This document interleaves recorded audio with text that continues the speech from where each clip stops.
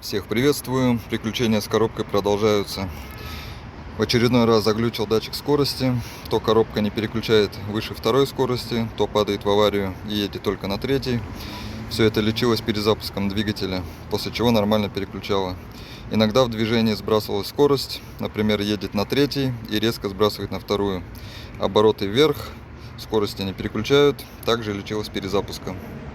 По диагностике показывает ошибку датчика скорости, ошибку не удаляет, либо удаляет, но возвращается снова. Как перестал работать заводской датчик, какие бы аналоги не ставил, Зекерты, Феби, китайские, даже Bosch, ничего не помогало и проблема возвращалась снова и снова. Все это надоело, решил наконец купить новый оригинальный датчик.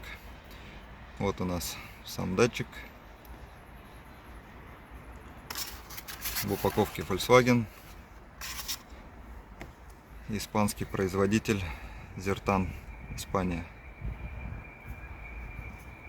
Скидываем фишку с датчика, откручиваем болт на 10, вынимаем старый датчик, ставим новый. Чистим ошибки, ошибки не обнаружены.